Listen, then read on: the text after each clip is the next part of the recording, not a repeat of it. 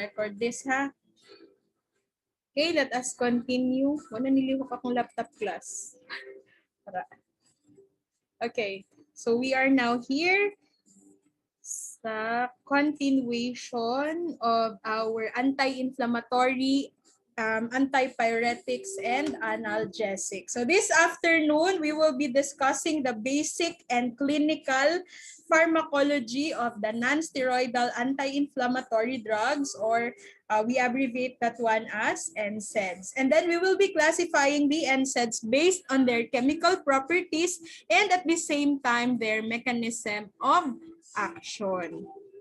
Okay, so yesterday I discussed and inexplained ko sa inyo that the eicosanoid pathway is actually an immune response. Remember, the pathway started with the stimuli or the stimulus. Example, when you have injury or you have wounds, that will trigger the cell membrane to produce phospholipids, and in turn, phospholipids will produce arachidonic acid. And from arachidonic acid, two enzymes will react to it and then maproduce na ang mga eicosanoids or prostanoids. So it's an immune response.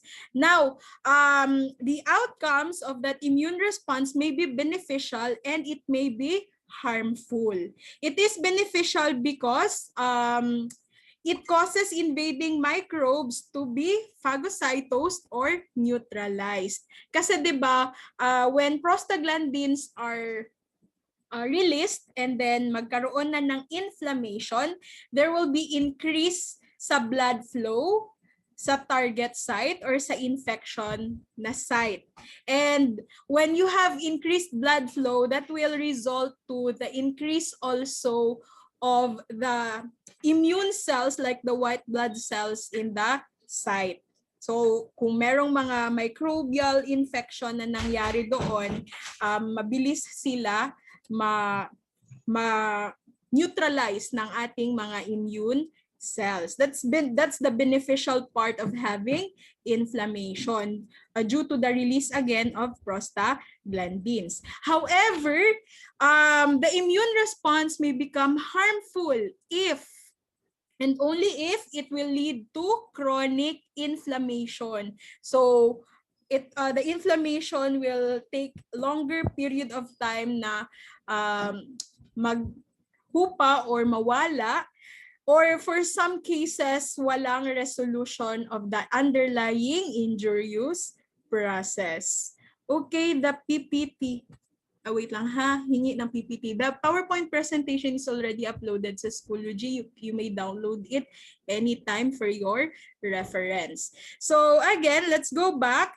Example of a chronic inflammation is the rheumatoid arthritis. So marami tayong arthritis, types of arthritis class, and one of the most common form is the rheumatoid arthritis. It's an autoimmune disease.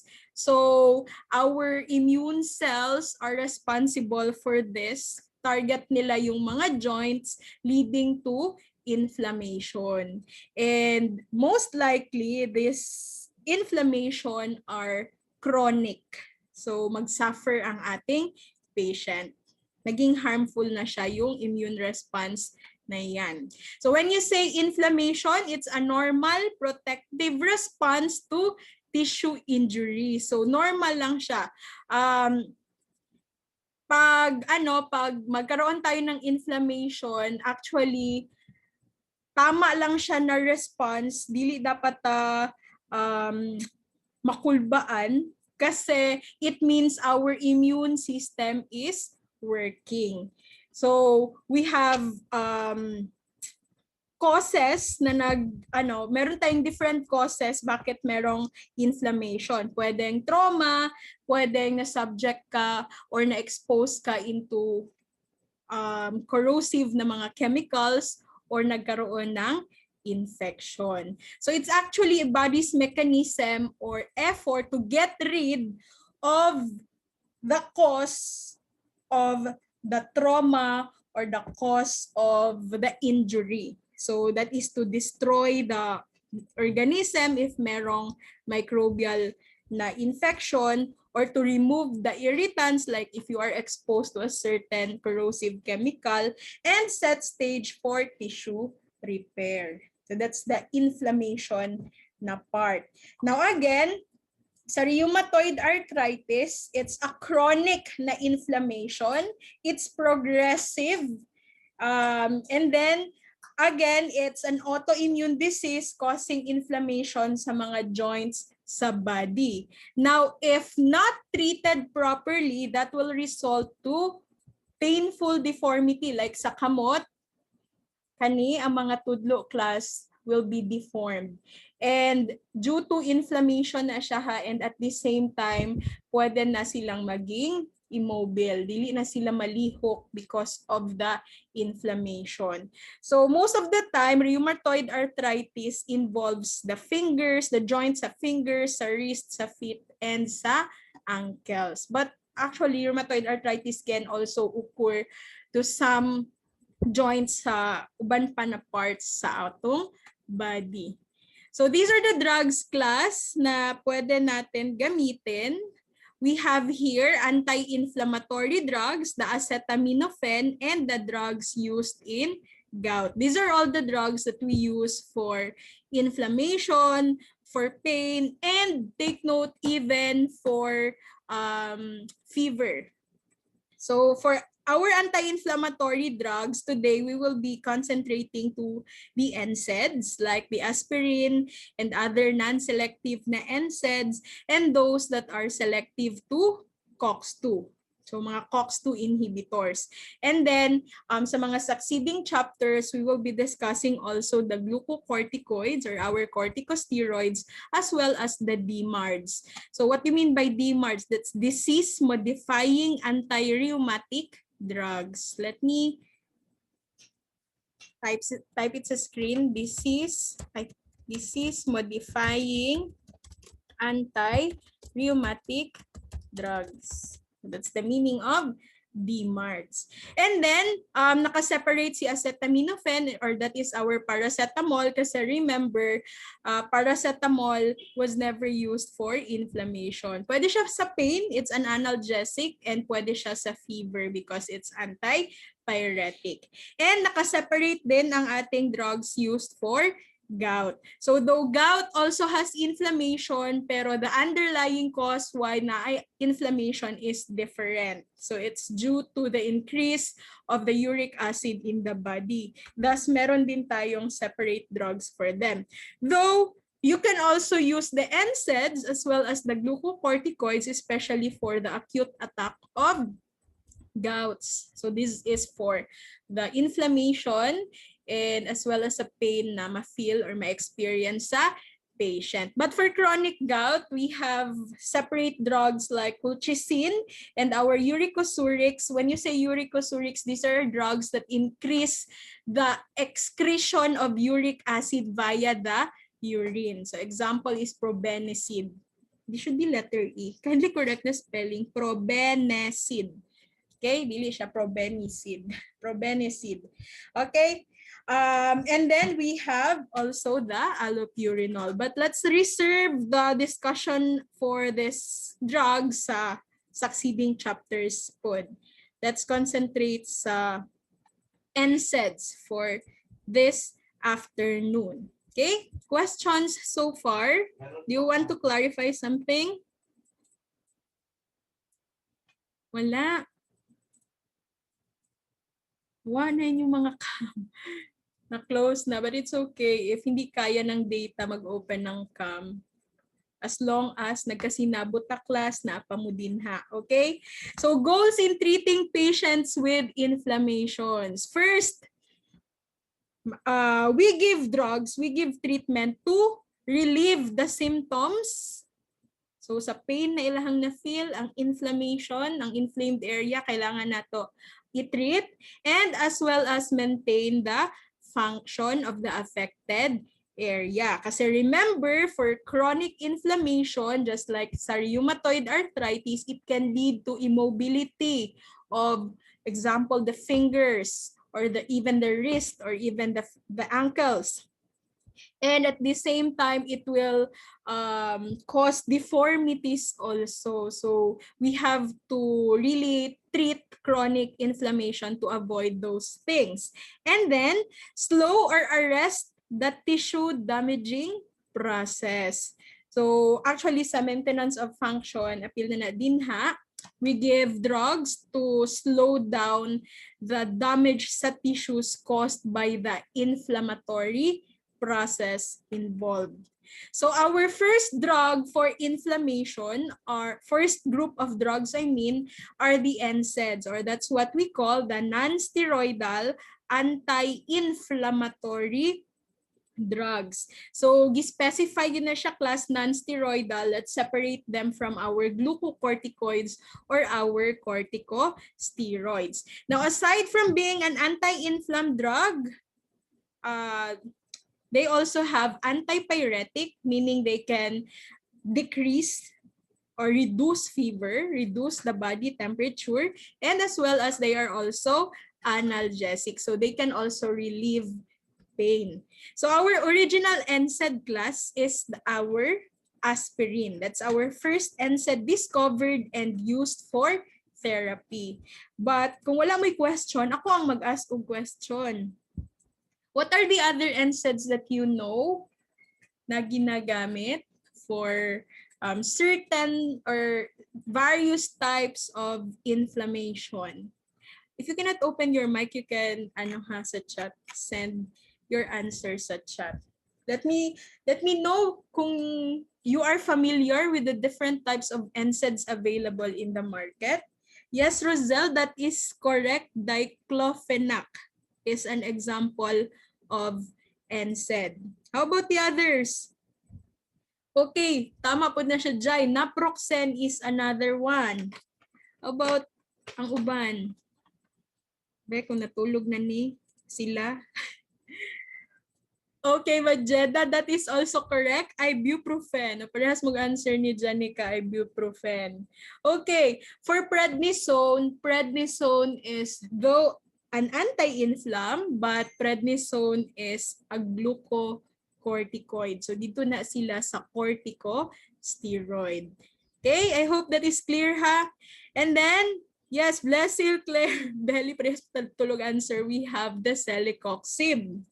The indomethacin, that is also correct, Isobel, and mefenamic acid. So we will be discussing one by one those drugs as we go on with our lesson this afternoon. Okay, so again, aspirin is our original NSAID. So this is how we classify our NSAIDs class. Let me remove the first because I cannot see the writing sa screen. Ayan. So, chemical classes of our NSAIDs. So, the classification class of our non-steroidal anti-inflammatory drugs are based on their chemical structure. So, example, we have NSAIDs that are propionic acid derivative. Example is the ibuprofen. Now, sa third year naman tanod, mao ni siyang permi ginaingon sa inyo ha. Dili na ko ihatag sa inyo tanan. It is your task to research for the structures of these drugs. So unsa ba ang structure ni propionic acid? And nganong si ibuprofen under siya sa propionic acid derivatives. Okay? Inyuhan na siyang task to research for the structures of these drugs. And then the pyrrole alkanoic acid derivative, example the tolmetin, phenyl alkanoic acid, we have the florbiprofen, indole derivative, from the name itself, indomethacin. And then pyrazolone derivative, we have the phenylbutazone and the phenyl acetic acid. Basta acetic acid derivative class, those are the NSAIDs that end with the AC here, like the diclofenac. And then the phenamate, we have the meclofenamic acid. And for the oxycam, we have the piroxicam. Lastly, we have the last chemical class here, the naphthyl acetic acid or the nabumetone. So again, this classification is based on the chemical structure of our NSAIDs. But actually, though they are classified according to their structures, kung asa sila na-derive, but they have the same mechanism of action. And thus, they are also used for almost the same na mga indications. Okay? So, ang mechanism of action nila is they act by inhibiting the COX enzymes that catalyze the first step in the prostanoid biosynthesis. So remember our discussion yesterday with the eicosanoid pathway. So, di ba yun ko, we have the stimulus, and then, like example, you have injury. This will trigger our cell membrane to produce the phospholipids. And then, in turn, through the action of the phospholipase A2 enzyme, arachidonic acid will be produced. And we have here, matunga ato ang eicosanoid pathway, depending on the enzyme that will react with the arachidonic acid. This is where COX will come in. So when COX class reacts with arachidonic acids, that's the time prostanoids or eicosanoids will be produced. So for COX class, we have the prostaglandins, prostacyclins, and lastly, we have the thromboxanes. Now, for our NSAIDs, these drugs will inhibit this part of the pathway. So this is just a review sa inyo, ha.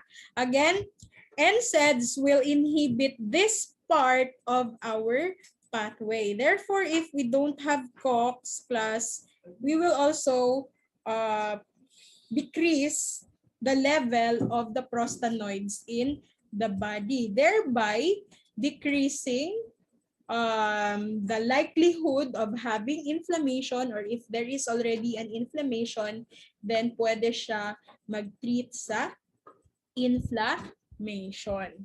Okay? I hope dili na siya makalimtan kung asa nga part sa pathway mag-act si NSAIDs. So we will concentrate in this part of the pathway first because ibang drugs na yung dito sa kabilang side. Sa lipoxygenase na yan, and then we have leukotrienes here. When we discuss drugs for asthma, we will concentrate on this part also.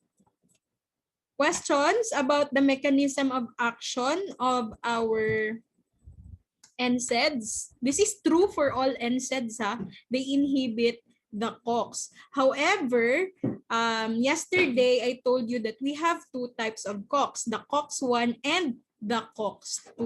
So that's now the second classification of our NSAIDs, whether they are COX-1 inhibitor, or they are COX-2 inhibitor, or they are non-selective, meaning when you say non-selective, they can both inhibit the COX-1 and the COX-2. Wala na ilahang difference. So aside from this chemical class, they can also be classified according to their affinity to the two types of COX enzymes. So take note that the differences in safety and efficacy of our NSAIDs may be explained by their relative selectivity for the two types of COX. So if the NSAID is a COX-1 inhibitor, then ano ni siya class? This will be responsible for the prevention of cardiovascular events and most adverse effects. Kasi COX-1 is a housekeeper, it's a good COX. It will produce prostaglandins that will have cytoprotective action, especially sa gastrointestinal tract. However, if we inhibit COX-1, then magkaroon tayo ng problem with some of the adverse effects. So like kung chronic na intake of the NSAIDs will lead to ulcer. So like peptic ulcer disease. So that is because ma-inhibit niya ang COX-1, and then there will be no prostaglandins that will protect the gastrointestinal tract. And for COX-2 class, their action, COX-2 na inhibitor their action will be more specific on the anti-inflam and analgesic na actions. Okay? So this is now the difference between our well-known na mga NSAIDs. Ang ilahang selectivity, whether they are COX-1 inhibitor or COX-2 inhibitors. So as you can see, class, on the left side on your screen, these are the drugs that are relatively more COX-2 selective drugs like the diclofenac, mefenamic acid, etodolac, salicylic acid. We have salsalate, sulindac, nabumetone, ketorolac, piroxicam, and naproxen. So more on COX-2 sila, meaning they will inhibit the COX that is responsible in the production of prostaglandins responsible for inflammation. Okay? Now, for these drugs naman that are found on the right side of the screen, you have ibuprofen, indomethacin, tolmetin, oxaprocin, aspirin, phenoprofen, ketoprofen, and florbiprofen. These are naman our NSAIDs that are more likely selective against COX-1. They are still anti-inflam kasi there will still be prostaglandins produced by the COX-1 na mag-cause of inflammation. However, since na-inhibit si COX-1, then maupod ni sila ang mga drugs that will cause adverse reactions like peptic ulcer disease due to the reduction of the prostaglandins that are responsible for the protection of the gastrointestinal tract. Okay? Questions? Clarifications so far? So far, so good. So far. May pa si Rosel na ay ulak ni tubo sa iyang ulo. Sana all. Okay, please bear with this drug sa kailangan niyo siya masulod sa atong mga brain cells. So let's talk about the actions of our NSAIDs. First, the most important thing, syempre, they are anti-inflammatory drugs. They have anti-inflammatory actions. And this action is again due to the inhibition of the COX enzyme. And when you inhibit COX, you inhibit the formation of prostaglandins, which are responsible for inflammation. So mo na siya ang reason why NSAIDs are anti-inflammatory. Next, NSAIDs are also analgesics. So they can also relieve pain. And this action is due to the decrease of the prostaglandin E2 synthesis. So it's the same thing. It boils down to the inhibition of COX. When you inhibit COX, there will be decrease in the release of prostaglandin, especially the prostaglandin E2, which is responsible in sensitizing our nerve endings to the actions of some chemicals or chemical mediators in the body like the bradykinin, histamine,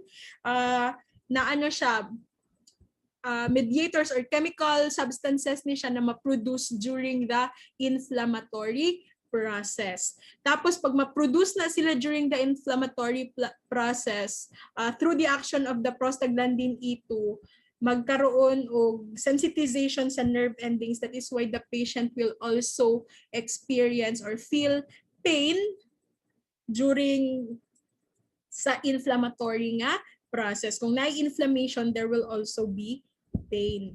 Okay? And lastly, we have the antipyretic actions. This is also due to the decrease in the release of the PGE2 gihapon, the prostaglandin E2. That's the type of prostaglandin responsible for the pain due to sensitization of the nerve endings. And number 2, it's also the prostaglandin that can regulate our body temperature. So pag i-inhibit ang pag-produce ni PGE2, then it can also reduce the body temperature of a person experiencing fever. So when does fever takes place or occur? Fever occurs if there is set point of the anterior hypothalamic thermoregulatory center is elevated caused by the prostaglandin E2 synthesis. So ang atuang class, ang temperature regulator nato is found on the brain. It's on the hypothalamus thermoregulatory center. And there will be elevation of the body temperature if we have more prostaglandin E2 produced in our body. So ang pag-produce class or ang synthesis ng PGE2 is stimulated when endogenous pyrogens like cytokines are released from our white blood cells activated by infection, hypersensitivity, malignancy, or inflammation. So let's simplify this basig nalibog mo. Ay, wait. So example, you have like inflammation. These are our stimulus. Or we have infection or hypersensitivity or mga allergic reactions. This will lead the WBC or our white blood cells to produce cytokines. So these are chemicals in the body that can also act as pyrogens, especially the interleukin 1. This is our endogenous pyrogen. So interleukin 1 ang name. And if the cytokines are produced, this will also trigger the synthesis of the PGE2. So mag-take siya og action with the COX. It will enhance the action of COX to release this type of prostaglandin. So if there is increase of this type of prostaglandin, it will now trigger the center in our brain to increase the body temperature. Thus, ang ending ana niya, fever. Therefore, if we administer NSAIDs sa atuang patient, NSAID, this will inhibit COX. So in turn, walay PGE2, there will be no fever also. So that's how our NSAIDs act as antipyretic. Okay? Nasabtan? Kinsa diri ang wala kasabot kay atong usabon. Let us repeat everything from the start pag wala nang kasabot. Nalingaw jud ko sa bula kay sa plant na sa ulo ni Rosel ba? Ano na Rosel? Okay. Le pangutana. So tulo na siya kabuok ang action ha. We have 3 actions of our NSAIDs: anti-inflam, analgesic, and antipyretic. Now, let's talk about the chemistry and pharmacokinetics of our NSAIDs. So this one is a favorite board exam question that all of our NSAIDs except one are weak acids. Weak organic acids to be exact. So weak acids sila, thus they can also cause hyperacidity and ulcer class aside from their action sa COX-1. Because of the nature of their chemical structure, so it will increase it can decrease the pH of the stomach also. So except one, please take note of the exception kay mao gina siyang favorite. We have the nabumetone. So it's a ketone, it's a prodrug, but once metabolized, nabumetone will still produce an acidic na active drug. Okay? Pero pag wala pa siya na metabolize, it's the only non-acidic NSAID. Then let's talk about the adverse effects of our NSAIDs. So these are important drugs in the market, but the list of their adverse effects are is medyo mahaba din. So we have the CNS. For the CNS, analgesic siya, no, pero it can cause headache, tinnitus, and dizziness. Especially our salicylates class, salicylates and then aspirin, they can cause salicylism that involves tinnitus, it's ringing on the ears, and then dizziness as well as vertigo. Okay, and for the cardiovascular system, these NSAIDs or these drugs will cause fluid retention and then leading to hypertension, edema, and rarely congestive heart failure. So magkaroon og edema, and then also, that is because, wait lang ha, let me explain this one. Basig matingala mo, why is NSAIDs involved sa pag-produce like sa hypertension and sa edema? So, ano ni siya class? Remember, COX will produce prostaglandins. So, aside class from causing inflammation, there are prostaglandins that are cytoprotective, especially in the gastrointestinal tract. And also, there are also prostaglandins that is used for, what do you call that? Fluid excretion in the body. So our kidneys also work through the help of prostaglandin to get rid of the fluid or even excess fluids in the body. Now, if you inhibit this, you inhibit the formation of prostaglandin, you will inhibit this one also, the fluid excretion, leading to edema. And if you have edema or fluid retention, then most likely you will have increased volume even in your blood.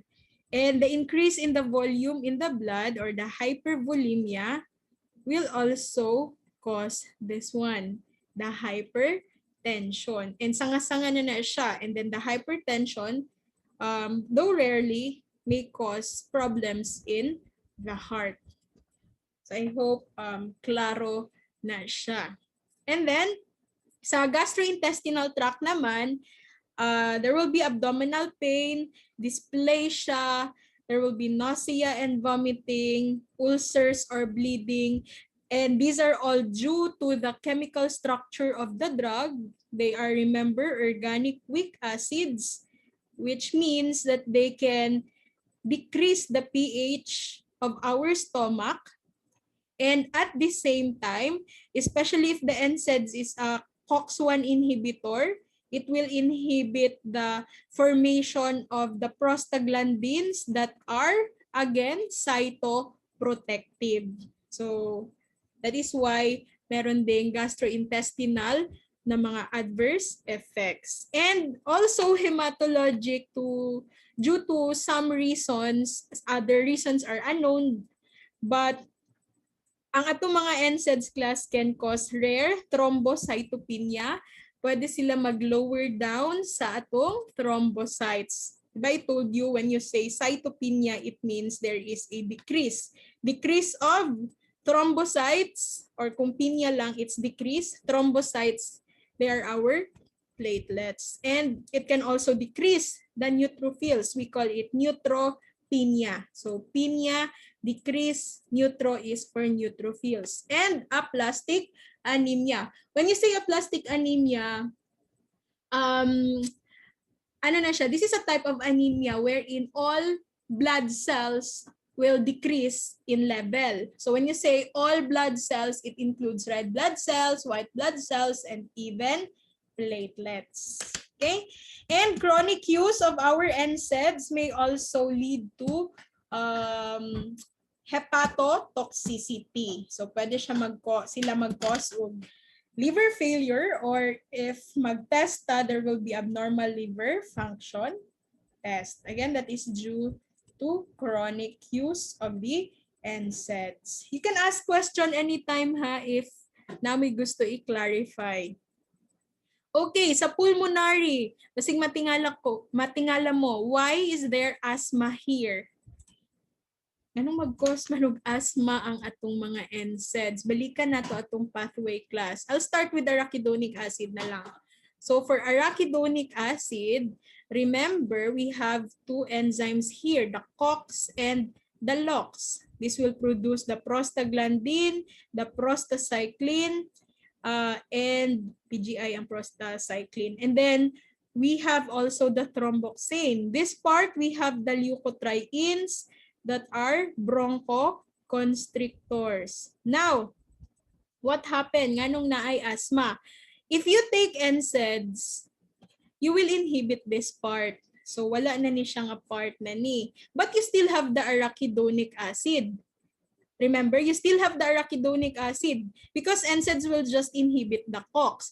Now, since you have arachidonic acid, the pathway will shift to the right. Therefore, magkaroon o increase sa possibility that LOX will react with arachidonic acid, leading to the formation of leukotrienes, which are very powerful bronchoconstrictors, leading to asthma. Okay, so that's the explanation why included ang asthma in the list of the adverse effects of our NSAIDs. So aside from that, rashes, all types like pruritus, this is common to our drugs, especially if you are allergic. So it cannot be explained.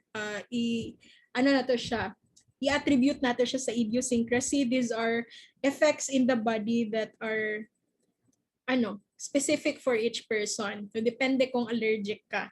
And aside from being a hepatotoxic group of drugs, pwede po sila nephrotoxic. So most likely if chronic use of the NSAIDs. Okay? Ginhawa sa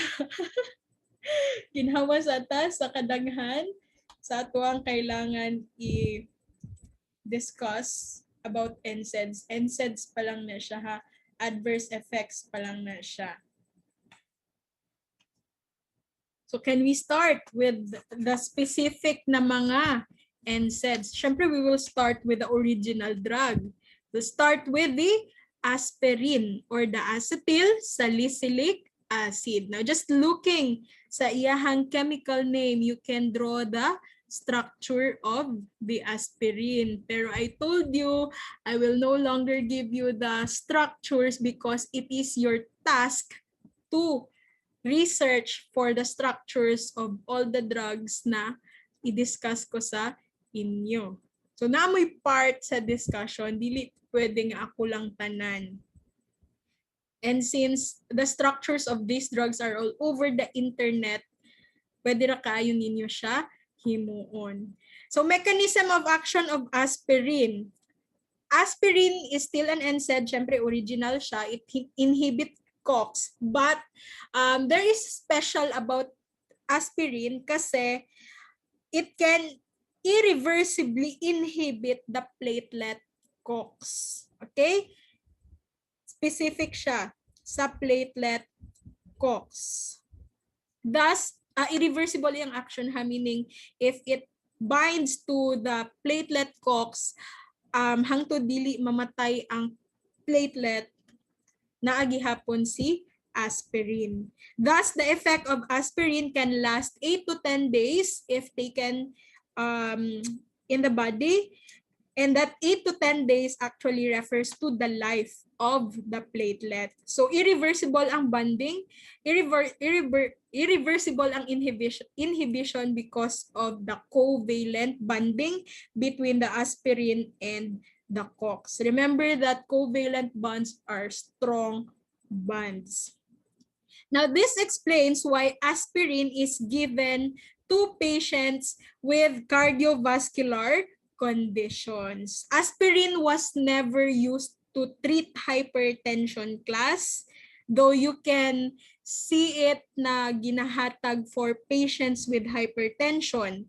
Aspirin also is not really a direct drug for heart failure, but you can see it sa mga prescriptions of the patients with heart failure. The only thing that ginagamit si aspirin sa ilaha is that since antiplatelet siya, gina-inhibit man niya ang platelet COX, it will inhibit the formation of blood clot. And that is beneficial for patients na at risk of having blood clots, ha? Like kanang may mga hypertension, may mga sakit sa heart.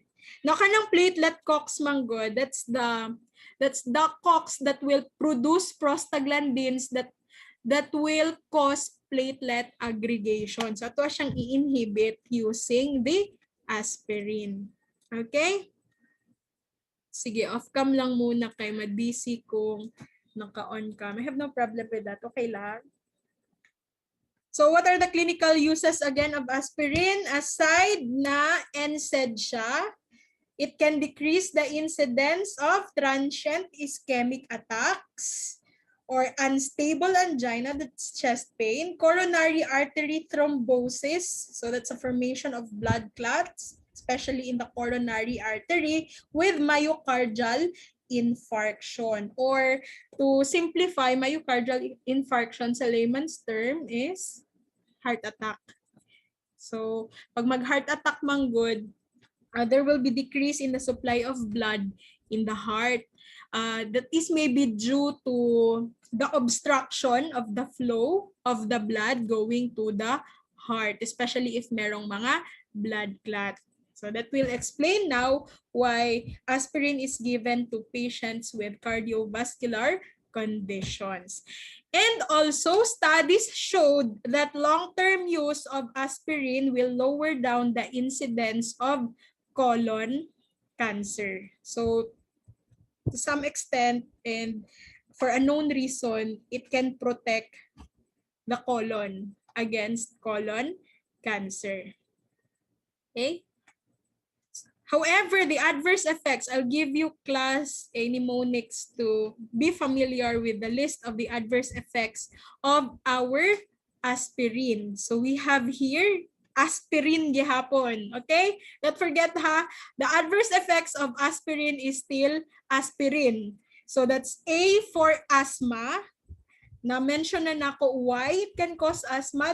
The pathway will shift to the right, going to the lipoxygenase, thereby releasing too much leukotrienes. And then S for stomach ulcers or bleeding, because remember that aspirin is an acidic drug. It can lower down the pH of the stomach, causing ulcerations. And also salicylism, that is true for aspirin and other salicylates. When you say salicylism, the patient will experience toxicity. Tapos, the signs and symptoms are tinnitus, that's ringing sa ears. And also, there will be vertigo, there will be headache or dizziness. And then platelet disaggregation, or there will be increased risk of bleeding. Because remember, aspirin inhibits the platelet COX. And thus, platelet will not aggregate anymore. So, mag-increase ang risk sa bleeding of the patient. And I is intestinal blood loss, especially if there is bleeding. R is for Reye syndrome. This is true para sa mga bata. Okay? Sino dito may merong knowledge about Reye syndrome? Wala. Have you heard of this term or this condition? Familiar lang. Sa? At sa to? Familiar lang po. Okay, sige. Ani na lang. Who here has an experience taking Neo-Aspilet? Itong bata sila. Ng bata mo. Neo-Aspilet ha? Aspilet. Neo-Aspilet. Amo? Experience mo? What is the generic name of Neo-Aspilet? Yes, ma'am. What's the generic name of Neo-Aspilet, class? Chappy Sarah. Anong tong kidilets, ma'am, no? Okay. Neophilets. Sige. Dati, that's neoaspilets class. The generic name is aspirin. However, my question is, naa pa ba'y neoaspilet in the market karon? Wala na. Unsa na siya Wala karon? na. Unsa na siya karon? Katong gi-mention ninyo kagaina, that's the Neophilets. neokidelet. Now, question, what is the generic name of neokidilets? What is the very good, Jonathan. Aspirin. It's paracetamol. Ah. Paracetamol. Now, the reason is that because of the Reyes syndrome. Ang ano kasi class, aspirin, when given to children, especially if they have viral infection, mag-lead siya into Reyes syndrome wherein the child will have problems or mag-inflame ang iyahang liver and ang iyahang heart. Okay, so mauna siyang effect ni aspirin if given to a child with viral infection. Let me clarify that one. Si aspirin will not cause Reyes syndrome if given to a child without viral infection. Ang requirement is dapat may viral infection siya. So example, nag-fever siya because of viral infection and then you gave aspirin, magkaroon siya, at risk siya of having Reyes syndrome. Nakuha to? Questions? Wala? Okay, so that is why to avoid having Reyes syndrome, karon nag-reformulate sila. The new kidilets now is paracetamol. Remember, paracetamol is considered a safe drug. It has a broad therapeutic index. So the ratio between the effective dose and the toxic dose of paracetamol is broad. And wala siya nag-cause of Reyes syndrome. And then aspirin also have idiosyncratic reactions or mga allergic reactions, and N is for noise or tinnitus, especially at high doses. That's one of the signs and the symptoms of the salicylism. Okay? Anong ulit cause ng Reyes syndrome? Reyes syndrome is caused if, ay putol-putol ang audio. Sige, let me repeat it again. Reyes syndrome is caused by aspirin, the action of aspirin sa body sa patient, the child ha bata, na naay viral infection. Okay? So wait lang ha.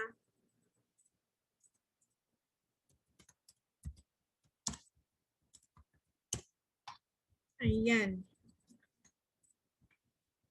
And then another thing that you have to know about aspirin class, at low dose, it's less than 2 grams per day, aspirin can cause decrease in the excretion of uric acid. May ganyan din po sa matatanda. No, Reyes syndrome is commonly found sa mga bata. Pag makatake sila og aspirin tapos na sila viral infection. Mag-inflame ilang liver, mostly the liver mag-inflame. Okay? Ma-answer na ko na imuhang question. Now let us continue. Asa na ta?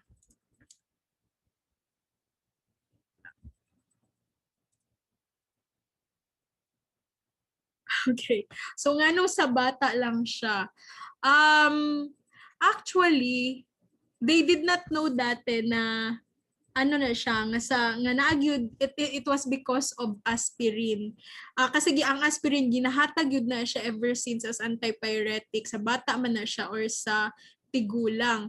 However, for an unknown reason, it can affect the liver of the child pag naa siya viral infection tapos tagaan nimo siya og aspirin. So it may be because of the action of the aspirin tapos magkaroon og reaction with the virus affecting it, and then ang ma-jeopardize is the liver function. reading sa mga books, actually wala nila gina-explain nga nung sa mga bata lang siya. And wala siya sa mga tigulang. Kasi kita mga tigulang, bisan pag nag-viral infection ta, and then we take aspirin, actually dili ta magkaroon og Reyes syndrome. So walay inflammation sa liver. Maybe because well-developed ato ang liver, so bisag na aspirin tapos na viral infection, wala siya. Wala siya effect. Yeah.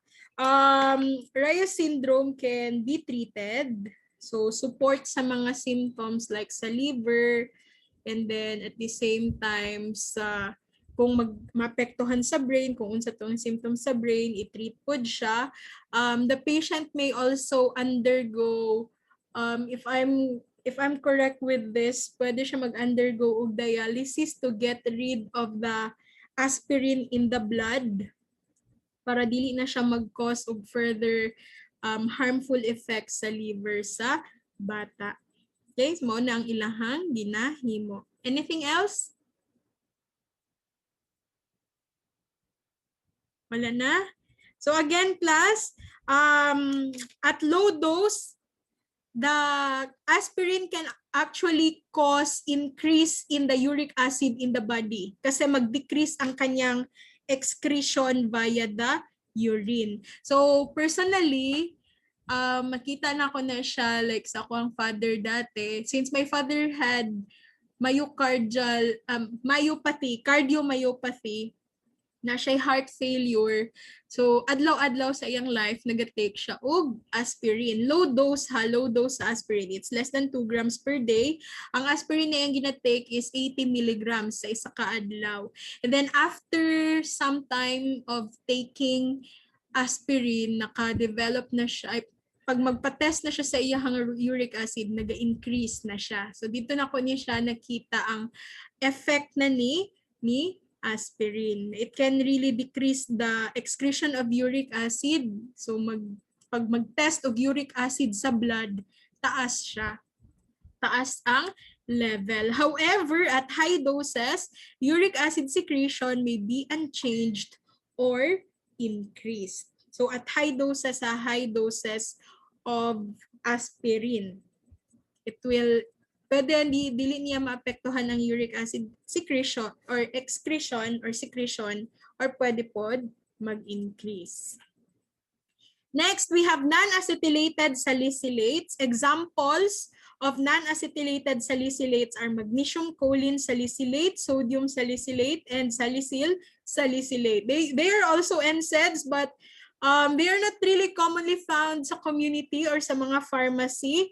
Their action is similar to aspirin, but they are less effective compared to aspirin, and they don't inhibit platelet aggregation. So these drugs are purely NSAIDs, non-steroidal anti-inflammatory drugs. Okay? Questions? Wala. So let's talk about the COX-2 selective inhibitors. Take note, COX-2 ha, mag-start ta sa mag-concentrate ta sa COX-2 inhibitors. COX-2 are the bad COX. This is the cyclooxygenase enzyme that will lead to the formation of prostaglandins that cause inflammation, pain, and even fever.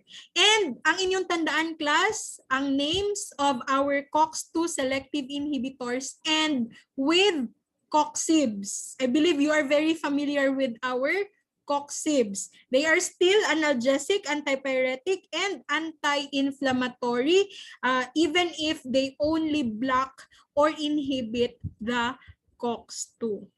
Okay? So we have drugs like rofecoxib and valdecoxib.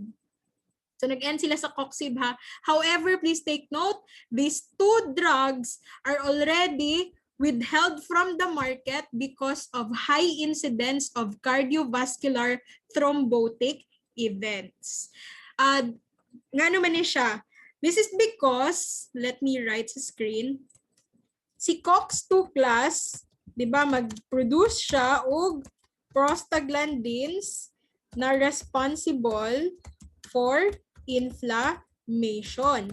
However, si COX-2, naana siya additional na activity. It will also produce prostaglandins that are protective, protective sa, ano ba naman? Protective sa heart. That is why ang mga coxibs nato class are notorious of having adverse effects sa cardiovascular system. So like the rofecoxib and the valdecoxib, which are already withdrawn from the market, taas ang ilahang incidence sa cardiovascular thrombotic events. Okay? So what is left in the market ng mga COX-2 inhibitors? Syempre, ang pinaka ginagamit, sakitan kag ngipon, sakit ang joints because of arthritis, unsa pa ng mga sakit din ha, inflammation. Pero hindi siya ginagamit class, it's the celecoxib. One well-known brand name in the market is the Celebrex. Though daghan tang klase-klase brands for celecoxib in the market ha. Celebrex is just one. Now, what is the advantage of using celecoxib? It has a fewer incidence of having ulcer or causing ulcer. Kasi other types of NSAIDs are notorious of causing peptic ulcer disease. Pero si celecoxib, iyahang advantage, lesser ang iyahang incidence for ulcers. However, the structure of celecoxib is patterned sa sulfonamide. And remember, sulfonamide na ay sulfur. Pag na ay sulfur, it can cause skin conditions. The most severe one is the Stevens-Johnson syndrome. So celecoxib may also cause skin reactions like rashes. And unlike aspirin, since wala man ni naga-inhibit og COX-1, therefore, celecoxib will not affect the platelet aggregation. So celecoxib is purely anti-inflammatory, analgesic, and antipyretic. And then we have the meloxicam in the market. The brand name is Mobic. It's, kung sa classification siya according to its chemical structure, it's pyroxicam. It's an enol carboxamide na related to pyroxicam, and meloxicam is approved for treatment of osteoarthritis. I want to differentiate the three. Basig malibog mo. The most common arthritis kasi we have a lot of arthritis. Ang pinaka-common lang atong i-discuss. Number 1, rheumatoid arthritis. Sa layman's term, that's what we call rheuma. Atong mga atong mga parents or kanang mga tigulang na sakit niya sa tigulang, rheumatoid arthritis. And then we have the so-called gouty arthritis. And we have number 3, osteoarthritis. So kagaina na mention nako, rheumatoid arthritis is what? It's an autoimmune disease causing chronic inflammation. This one is progressive, meaning it will start with an inflammation and then pain. After some time, pwede na siya mag-cause og deformities and also immobilities sa fingers, depende kung what is affected. Napod tayo psoriatic nga arthritis kanang naay kauban nga psoriasis. That is tama tin.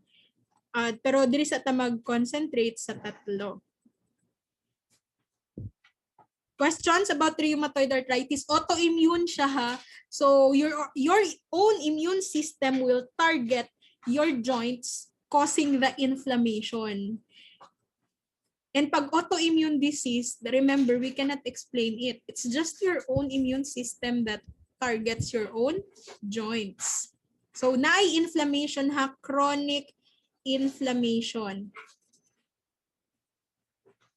Next, how about gouty arthritis? What do you know about gouty arthritis? What do you know?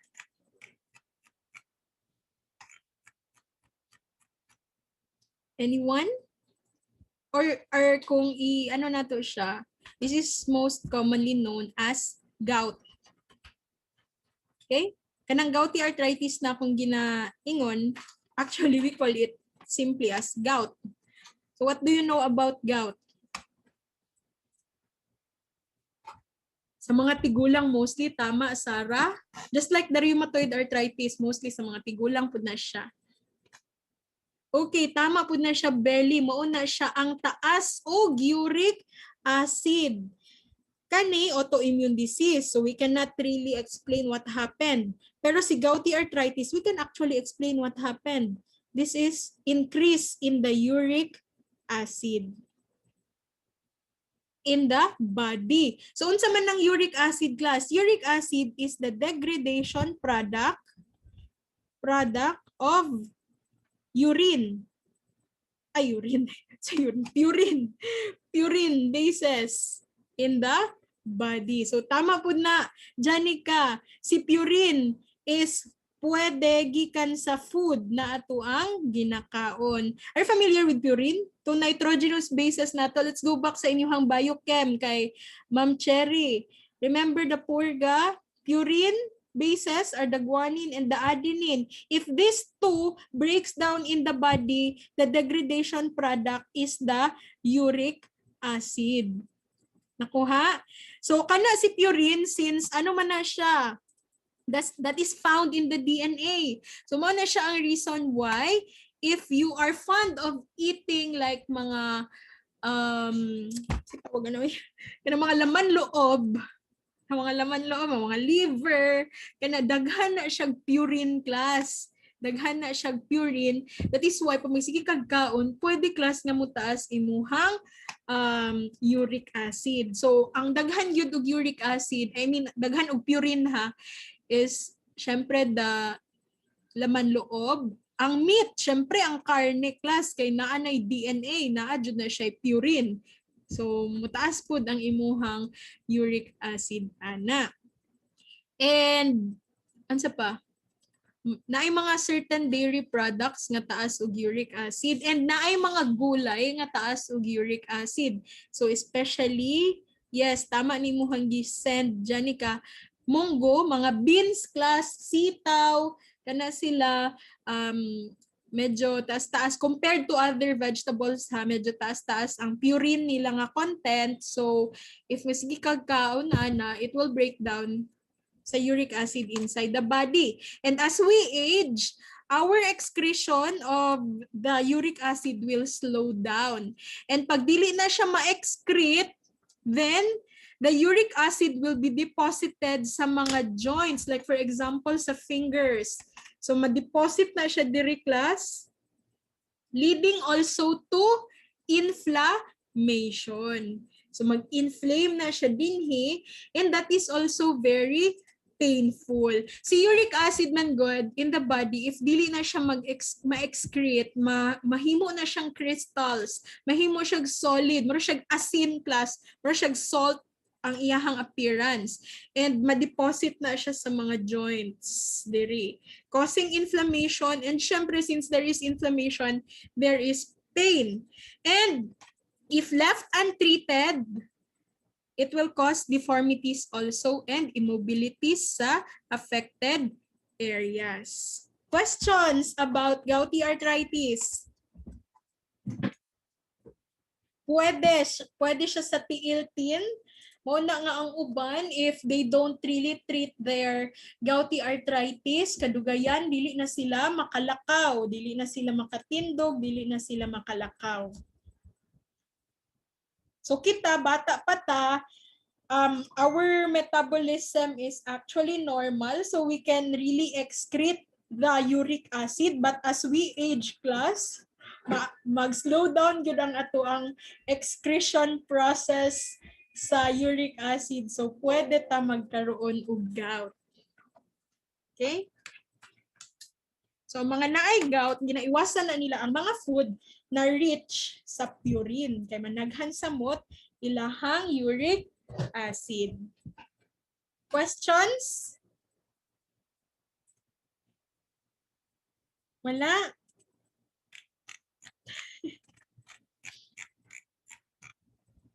Now, how about the osteoarthritis? Are you familiar with osteoarthritis? After we discuss the three most common arthritis, you assess kung naaba mo'y kaila, immediate family, relatives, or friends na naay mga ingani nga sakit.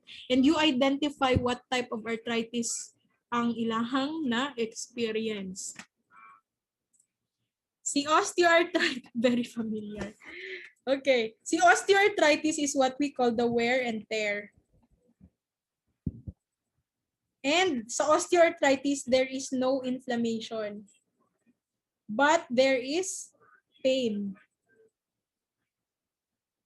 Okay? So anong itawag na siya og wear and tear? Kasi sakit ni siya sa mga tigulang, ang osteoarthritis. And what happens sa osteoarthritis? Remember class, one bone, this is another bone for example, in between, di ba naatay fluid? The synovial fluid. So that will, kanang synovial fluid, ang iyahang purpose is para there is no friction sa bone ug sa another bone. Example sa atong tuhod, gina-connect man na no, ang sa upper nga part ug sa baba nga part. So naay synovial fluid din ha that will avoid the friction between the two bones kasi pag naay friction class magkiskisan na ang duha ka bones, that will be very painful. So si osteoarthritis is wear and tear, meaning pag tigulang, pag sige nimo gamit na mawala tong synovial fluid class, mawala ang synovial fluid, and ang tendency there will be friction na between the bones, and that will be very painful. So, pero wala siya inflammation ha, sakit lang siya kay nagakiskisan ang mga bones. Okay? Nasabtan? So, parehas sa amuha dire, like akong mama. Akong mama siya ka example. Akong mama na ka-experience na siya osteoarthritis dati. Sakit na iyang mga kamot. Dire, kani, ang mga fingers. Walay inflammation ha, sakit lang. Usahay dili niya mapiko. Usahay kung napiko na, dili na niya matulid. So nagpa-doktor siya, sumuntag ingnan siya. Namundang na siya pakatabang, kay magsige magpanglaba. So pag magsigig panglaba, sige nimo gamit wear and tear man. So sige gamit la, sige laba. Mo na siya nga mawala ang fluid between joints. So magkaroon og friction ang bones. Okay? So iba ang rheuma, iba ang osteoarthritis. Sa rheuma class there is really inflammation. Si osteoarthritis there is only pain but no inflammation. Si gouty arthritis there is inflammation but it is due to the deposition of uric acid crystals sa joints. Now, nganong naay mga bata na naay arthritis? So that will be most likely rheumatoid arthritis, Sarah. It's autoimmune disease, supposedly para siya mostly mga tigulang, pero naay mga cases because of unexplained immune system nga reaction, naay mga bata nga naay rheumatoid arthritis. And at the same time, si osteoarthritis is more common sa mga tigulang because of, syempre, dugay na nila ginamit ang ilahang body. And common po na siya sa mga athletes. So common ang osteoarthritis sa mga athletes, like sige silang dagan, so ang mga synovial fluid na mawala na siya, so magkaroon ng friction from bones to another bones. Yes, Tin, pwede po nga na kay rheumatoid, grabe nagdi mo suffer na kay rheumatoid arthritis, tapos napadjud kay gouty arthritis, tapos nagtigulang naman ka, so you have osteoarthritis. Okay? Ano daw? Walay pain and inflammation, pero kung magsaka og hagda nagatingog imong bones, nagcrack unsa man. Unsa meaning ana? Unsa meaning ana nagatingog? Sara, kanang mga sigig training, kanang mga sigig training, for example, mga volleyball players, adlaw-adlaw sa ilang life, nagatrain sila, nagadaga, nagaambak, they are prone to having osteoarthritis. Osteo ha? Dili rheumatoid, osteo. Wear and tear. Tingog sa bones? As in, anong nagatingog man? Namang ko'y uban, like, I'm not sure with you ha, uban, like for example, diri sa jaw, pag na-dislocate man gud na siya, kana pwede siya magtingog mo na nga pag ilihok nila nagatingog-tingog ang ilahang jaw. So pwede na siya na-dislocate. Yes, tama pud na, good question. Sa obese, ma'am, pwede ba ma-acquire ang osteo? Yes, that is true also. Obesity can increase your risk of having osteoarthritis because ang imuhang bones can no longer carry the weight of your body. So pwede siyang mag-overwork ang ato ang body, so pwede pod magkaroon ng friction na between bones. Mo na siya ang ginaingon nga magbalik alindog program na ta. Magbalik alindog program na ta no kay para mo-decrease ang risk nato sa osteoarthritis. Yeah, at some cases, pwede man gud na siya tinuod magtingog class. Especially sa imuhang position, wala siya na-align og pagmaayo, sumutingog na siya. Pwede man ganin mo palutokon, di ba? Like imuhang kamot, imong palutokon. Ay mga ingana na mga tingog. Pero yun yung sige palutok class. Anything else? Na yung mga arthritis class nga sa likod. Wala ang synovial fluid, for example, sa likod, or kung ang rheumatoid arthritis nga likod ang maapektuhan. Okay? Sa manang sigig chat, where is my It's almost time. Busy ta karong adlaw. Wait lang.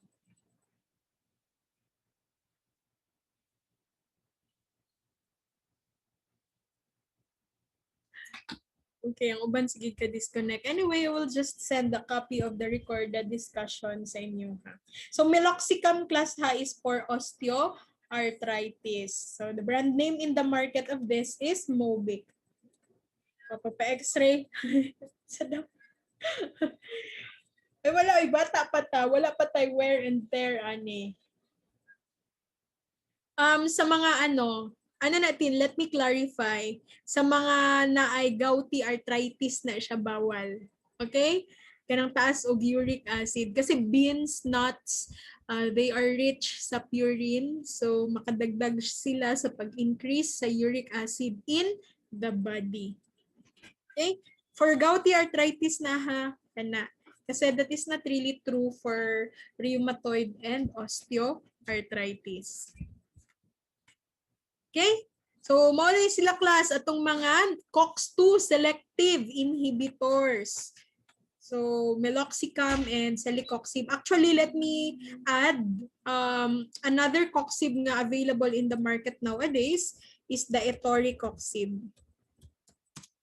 Common brand name in the market is Arcoxia. Okay? Kauban na sila ni celecoxib ha. Selective COX-2 inhibitor. Okay, very good. It's Arcoxia.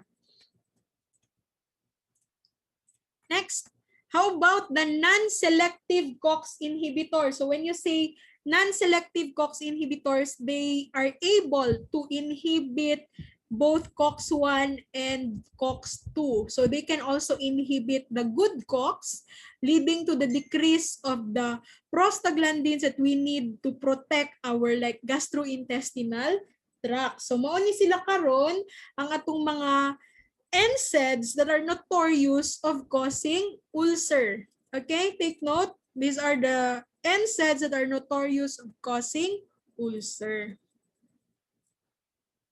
Iya, tama na siya, Tin. Kung naay gouty arthritis ang imuhang mama, pag adlaw-adlaw sa inyong life, mukaon mo karon inyo sudan sitaw, ugma kay munggo, automatic yun siya. Pag magkaroon din ng pain kaya naga-increase na sad ang uric acid in the body. So what are the examples of our non-selective COX inhibitors? Number 1, we have the diclofenac. So na-mention niya siya kagaina ni Rosel. We have examples of brands in the market. Si Cataflam, ang kalahian na nila ni Voltaren, Cataflam is diclofenac potassium. So nakasalt na siya ha, diclofenac potassium. Tapos si Voltaren, K for Cataflam, o na lang na inyong tandaan. And Voltaren is diclofenac sodium. So sodium ang salt ni Voltaren. So nag-end ba ni sa AC, kung classification ang istoryahan, it's phenyl acetic acid derivative. Now we have dati gina-combine si diclofenac and si misoprostol. Remember, misoprostol is a drug supposedly for ulcer pero ginagamit siya as abortifacient. So dati diclofenac and misoprostol are combined for upper gastrointestinal tract ulceration, but it can cause diarrhea. Si diclofenac is given if the patient is experiencing like pain, inflammation, or fever. Tapos, gina-combine siya with misoprostol to protect the gastrointestinal tract from the ulcer nga caused by diclofenac. Pero their combination will lead to diarrhea. Anong purpose? Bakit naka-salt form? Silang dalawa naka-salt form. Diclofenac potassium, tapos si si Voltaren diclofenac sodium. Ang atong mga drugs class, take note ha, ang mga drugs in the market, most of them are in their salt form. So nakita ninyo na sila yung mga mga dugtong like mga phenylephrine hydrochloric acid, naka-salt form na siya. Tapos ang uban pod kay like diclofenac sodium, diclofenac potassium. The reason why we manufacture our drugs in their salt form is to increase their solubility. Kasi remember, dili sa inyong biofarm, di ba, you have discussed that one, that before ma-absorb ang atuang drug, kailangan sila ma-dissolve sa body fluids. So, para ma-dissolve sila sa body fluids, kailangan naka-salt form sila. Okay? So, manahin nyo hang itubag if you are asked why our drugs are manufactured or prepared in their salt form. Okay? Paano yan, ma'am, pag pregi ang makainom? That is our problem if pregnant ang makainom sa drug with misoprostol kasi it's a very potent abortifacient na right there and then ma-abort gid ang bata. No, mo na siyang reason why misoprostol is banned in the Philippines except for some delivery rooms sa mga hospitals or even sa mga lying in. Pwede nato makita si misoprostol. Okay? And then we have 0.1% ophthalmic preparation of diclofenac na ginagamit for the prevention of post-operative ophthalmic inflammation. So for example, nag-conduct og procedure nga gihimo sa mata like sa katarata, di ba, pag katarata ginaoperahan na siya. So after the surgical procedure, pwede gamiton ang ophthalmic preparation of diclofenac to prevent the inflammation nga pwedeng mahitabo. Bakit may ganyan sa mga lying in? Nganong naay misoprostol sa mga lying in? Because as what I've said yesterday, there are cases na mga sa pregnancy na kailangan i-terminate. So for example, namatay ang bata sa sulod. Due to some cases, biglang nawala ang heartbeat sa bata, and when the doctor checked it, namatay na day ang bata sa sulod. So kailangan to siya igawas ang bata. Mo na nga naatay mga misoprostol sa mga lying in and some delivery rooms sa hospital. Ginagamit lang nila to terminate pregnancy. Not really to kanang intentionally abort the baby, but katong sa mga cases na kailangan yun i-terminate ang pregnancy sa mama. Daghan og factors. So just like sa ako ang kaila, nag-pre-eclamp siya. So nag-increase ang iyahang blood pressure during pregnancy. And because of the increase sa blood pressure, namatay ang iyahang baby sa sulod. So she was already in her 8th month of pregnancy. Actually, gamay na lang yun nga time iyahang ginahulat para para manganak na, pero namatay pag yun ang baby sa sulod due to the increase sa blood pressure. So pag buntis class, ano gid na siya kanang at risk. At risk both bata and mama. Yeah, sakit. Actually, if tama ako nabalaan, wala gipakita sa iyaha ang baby. Gidiretso nila og lubong. Kaya nagsige na lang man siya hilak. Yeah, tinuod na siya pagbuntis. Muna nga, magbuntis lang ta class if we are ready, physically, mentally, emotionally, kasi lisod. And at the same time, dapat ang mga partners supportive, kanang like sa kanang asawa bitaw ang bana, dapat supportive na siya, alagaan gyud ang babae. Financially, yeah, financially pud yun. Mo na pag pag mag-asawa, dapat mag-prepare gyud sa pagpanganak. So dili lang like sa financially, dili lang taman sa kanang pang normal delivery ang i-prepare, kay wala man kakabalo sa case kung basi pwede siya ma-cesarean, and when cesarean ang babae, that entails more money na kailangan. Oo, tama na siya, Tim. Ikaw ang mabuhay or ang baby lang or pwede po mamatay both. So, lisod. Mao na siya nga dapat healthy pag buntis. Next, we also have 3% topical gel na ginagamit for solar keratosis. It's a skin condition causing like rashes or inflammation sa skin when exposed to sunlight. Photosensitive ang person. Okay?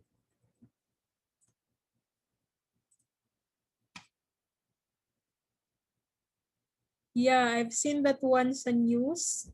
Kasi nangayo sila og tabang, namatay ang babae, kay dako kayo iyahang baby, tapos nag-bleeding na siya. Kasi ang dapat buhaton ato, pag dako kaayo ang baby, dili makaya og normal delivery, dapat gisisaryan to siya. So, I think gipugos niya og normal delivery ang iyahang baby. So naanak jud niya, pero since dako kaayo ang bata nga nigawas sa iyaha, nag-bleeding siya. So mo to ang cause sa iyahang death.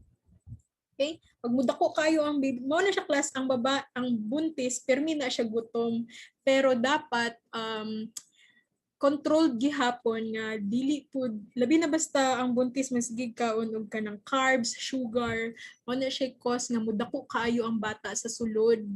And pag mudako kaayo ang bata sa sulod, mo na siya ang kanang kailangan na i-cesarean, and dili siya dapat ipilit og normal delivery kasi mag at risk ang life either sa baby or sa mama. Okay? Anything else? Next, we have diflunisal. The brand name is Dolobid. This is another drug derived from salicylic acid, but si diflunisal ginagamit na siya for cancer pain, especially for bone metastasis and pain control in dental surgery, especially sa bag-ang third molar. So that is very painful. Mo na siyang gamit ni diflunisal, either cancer pain or pain control in dental surgery. And then we also have an ointment of the diflunisal, 2% ang iyang concentration. This is used as analgesic for painful oral lesions, like mga singaw sa baba nga sakit. We have diflunisal ointment in the market. And then we have etodolac, which is a racemic acetic acid derivative. Remember, nag-end siya sa AC, so automatic, it's acetic acid derivative. So ginagamit gihapon siya for various types of like inflammation and mga pain na na-feel sa experience ato ang patient.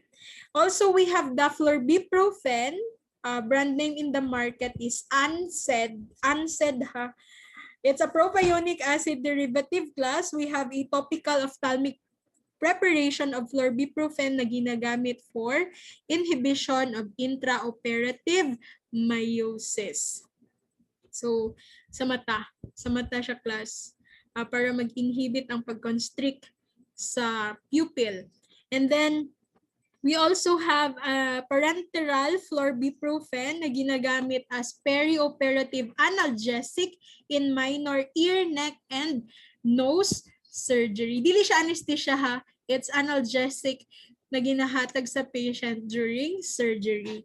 And then we also have a lozenge of florbiprofen na ginagamit for sore throat. However, florbiprofen has effects sa muscles like cogwheel rigidity, ataxia, tremor, and myoclonus. Cogwheel rigidity class manggahi imuhang muscle. So like for example, muduko ka, dili nimo siya mapilo imuhang lawas. Instead, kanitanan muduko kay gahi man kay siya. So mag-forward lang siya pero gahi.